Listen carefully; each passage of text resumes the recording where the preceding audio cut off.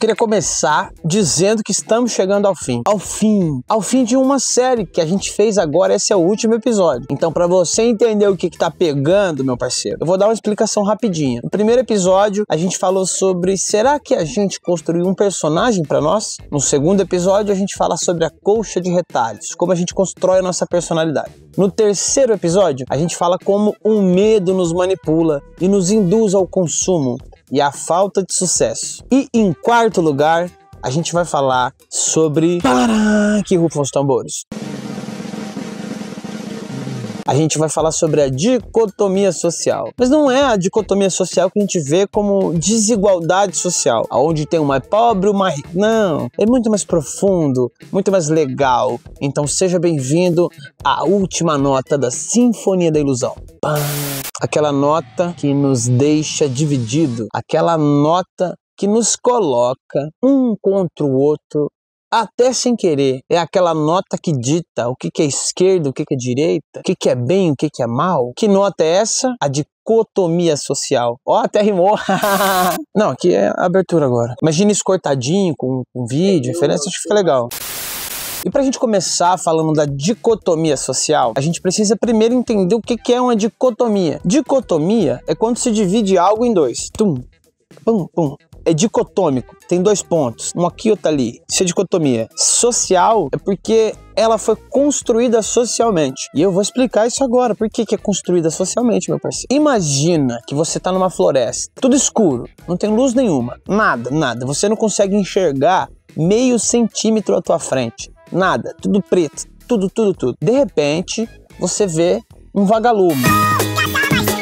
Bom, aquele vagalume, ele passou a ser para você o teu ponto de referência. Porque antes você não enxergava nada. E agora você enxerga uma luzinha verde na bundinha do vagalume. Essa luzinha que surge, ela vai dividir a floresta que você se encontra entre lugar iluminado e lugar escuro. E a partir daquilo que foi iluminado, você constrói um ponto de referência, você sabe aonde você está, você sabe que aquela luz é um objetivo, então você acaba se situando no ambiente. Então, se está escuro, aparece um vagalume, a gente tem a aparição da luz, ou a aparição daquilo que é sagrado, que vai construir a ideia de sagrado e profano. Luz e sombra. Essa ideia a gente costuma chamar de hierofania, que é a aparição do sagrado. Essa aparição do sagrado, ela costuma ser de forma espontânea, né? Se a gente for buscar algum tipo de resposta na mitologia, todas as mitologias vão falar de uma ideia quase de hierofania, né? Primeiro era tudo o caos, onde tudo se encontrava, mas nada era organizado. E de repente vira cosmos. As religiões passadas, então, elas constroem essa ideia de luz e sombras, de sagrado e de profano. Para a gente definir o mundo que a gente está vivendo, a gente precisa dar significado a ele. Construir em cima daquilo que não tem significado, alguma coisa que dê sentido para aquilo. A árvore, antes dela ser árvore, a gente primeiro precisou criar um conceito do que é a árvore para conseguir aplicar ela na árvore e chamar ela de árvore, para dar um significado a algo que existia na natureza e a gente não sabia o que era. A hierofania é basicamente isso. É a construção da luz que dividiu o mundo em luz e sombra. Ela funciona tanto na mitologia como na ciência, quando se fala em Big Bang, né? Antes era matéria e energia acumulada, com o choque dessas matérias, a energia se expandiu e construiu o que a gente chama de universo observável. Essa ideia de não era nada e de repente surgiu, é uma ideia muito recorrente na questão filosófica da vida, principalmente se a questão for de onde nós viemos, né? Então tem muito dessa construção do sagrado, essa hierofania. E qual que é a consequência dessa hierofania? A necessidade de dar significado para o mundo, a necessidade de construir um sentido para o mundo, fez com que a gente dividisse tudo em categorias. E ao invés da gente viver a vida e deixar a categoria de lado, a gente vive a vida se encaixando nessas categorias. A partir dessa divisão entre um e outro, que a gente vai construir a nossa realidade, aonde a gente se encaixa em padrões. E as questões que vêm sobre essa sinfonia da ilusão é que essa dicotomia, existir isso ou aquilo, dá na gente a sensação de liberdade, porque dá a impressão de que a gente está escolhendo. Vamos dar um exemplo bobo. Imagina que tem uma festa da cidade. E aí eles falam, não, vamos decidir quem vai ser os cantores. Vai ser Jades e Jadson ou Bruno e Barreto. Então eles colocaram dentro do sertanejo uma opção apenas entre um e o outro. Quando na verdade as opções verdadeiras seria ou sertanejo, ou rock, ou reggae, ou rap, ou... São várias outras opções. Então você dá a opção dicotômica para dar a impressão de que tem uma escolha. Essa impressão de escolha é a cereja do bolo da Sinfonia da Ilusão, onde a gente sente que a gente está vivendo a vida, mas na verdade a gente está decidindo a partir das coisas que eu já disse nos outros vídeos. Então se você não assistiu, já primeira parte, como a gente construiu um personagem para nós.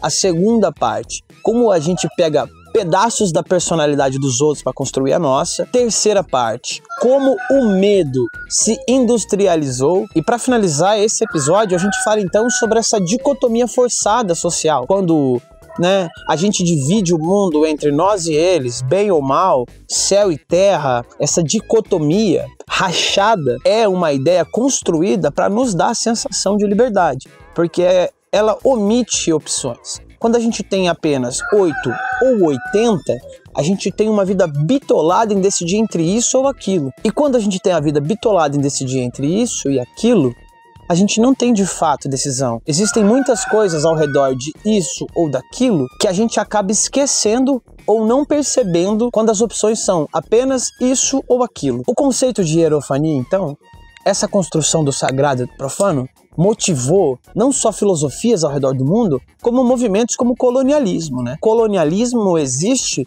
a partir dessa dicotomia social construída entre nós e eles, por exemplo, civilizados e bárbaros.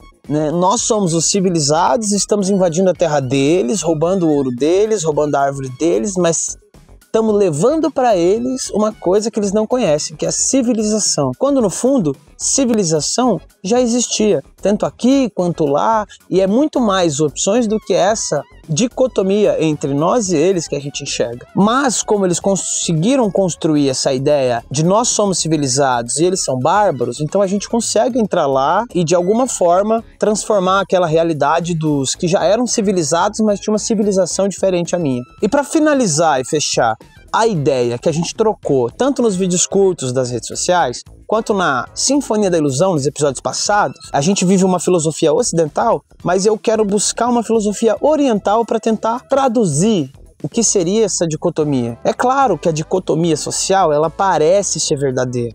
É claro que quando eu falo que existe o dia e a noite, parece ser verdadeiro. Mas o que é verdadeiro é que entre a noite e o dia tem a alvorada e o crepúsculo, onde as cores se moldam, se mesclam de formas diferentes. Então não existe apenas o dia e a noite, existe uma construção de cores que vem trazendo a luz e a sombra, a alvorada e o crepúsculo. Quando a gente fala nessa ideia do Yin Yang na filosofia oriental, é porque o Yin Yang ele trabalha com dicotomia, mas não uma dicotomia rachada como a gente trabalha com uma dicotomia que se complementa, aonde o bem ele tem um pouquinho de mal e o mal tem um pouquinho de bem, o dia tem um pouquinho de noite, a noite tem um pouquinho de dia, o feminino tem um pouquinho de masculino e o masculino tem um pouquinho de feminino, e as coisas se misturam como se fosse o Yin Yang, mas não é o Yin Yang o nome, acho que é Teixi o nome. Yin Yang seriam as forças, o Yin e o Yang, e o todo seria o Teixi, se eu não me engano. Mas é uma mitologia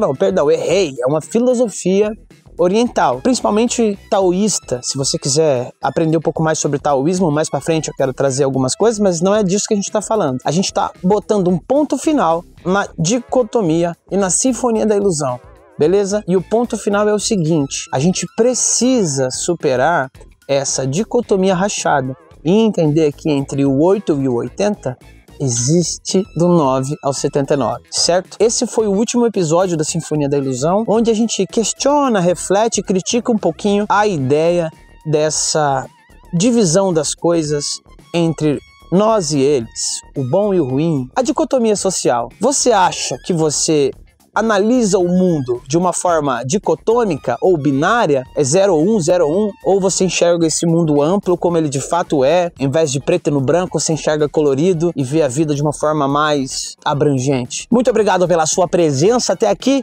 dá like no vídeo, compartilha com seu amigo e vamos trocar uma ideia, faz o ver.